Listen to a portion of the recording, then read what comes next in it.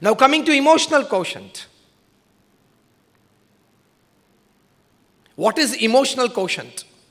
Until the 1980s and 1990s, everybody in the management field, everybody in the technical field, they felt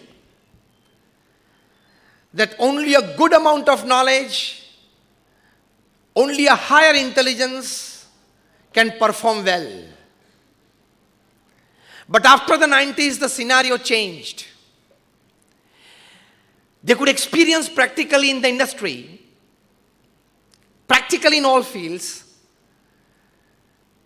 that beyond intelligence, if somebody in the person of authority can understand his and people's emotions well, can take care of his and people's emotions well, can make the optimum and ideal use of his and people's emotions well, can perhaps be a better leader than just a person with technical and management know-how.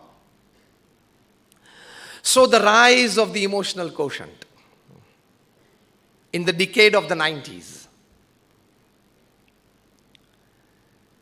Emotional quotient it's all about having empathy,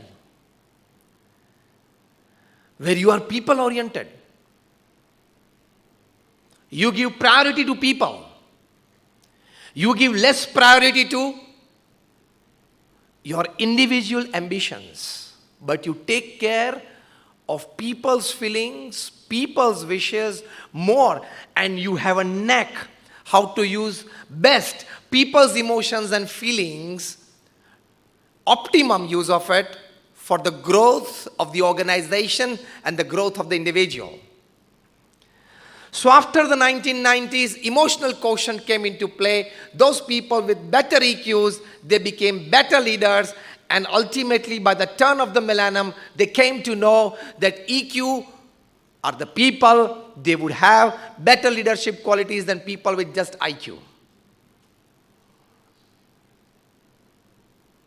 I'll exemplify it.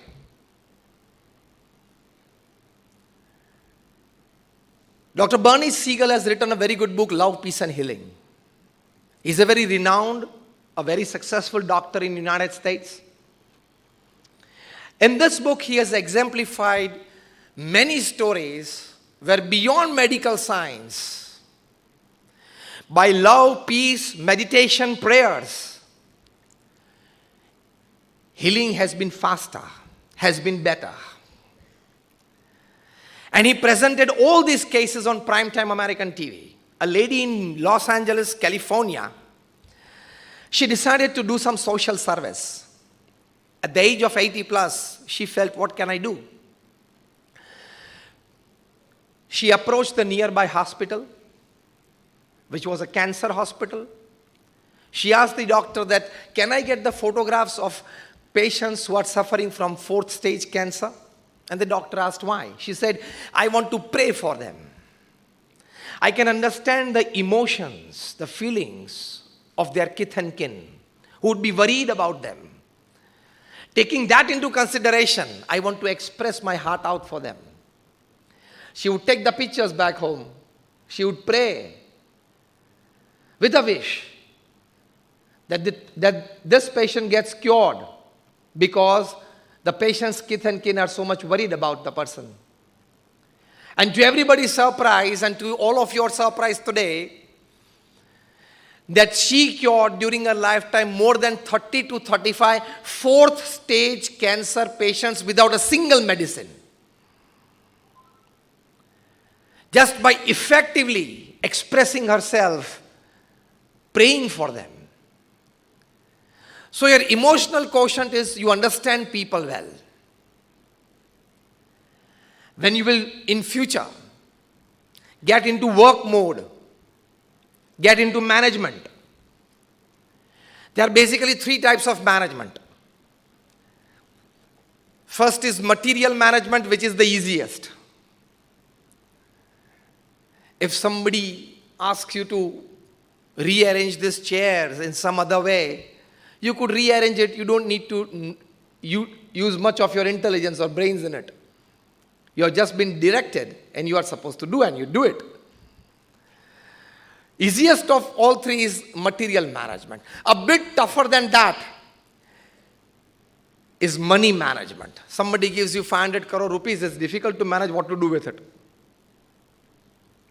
And tougher than money management is the third M, man management. But the top class management gurus, you study them, Jim Collins, Stephen Covey, Anthony Robbins, everybody, they say a person who is good at man management can be much better and the best rather in material or money management.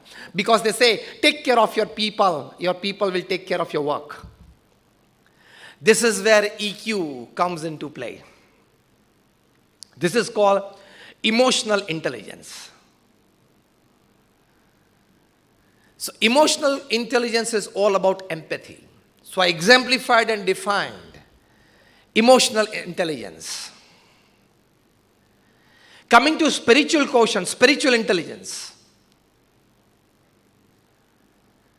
You might all have heard the name of Abraham Lincoln, who was the President of the United States, but perhaps the most famous President of the United States. Yes or no? Raise your hands. Okay. Abraham Lincoln, when he became the president after losing 16 elections and winning on the 17th one, he sat down to decide his cabinet.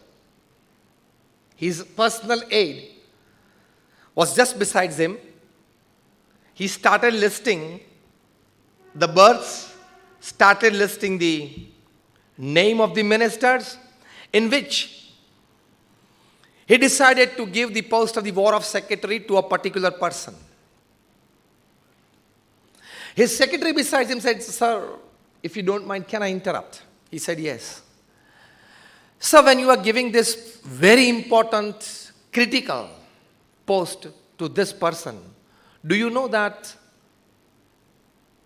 he denounces you as a clown in public? Do you know that he opposes your policies in public?"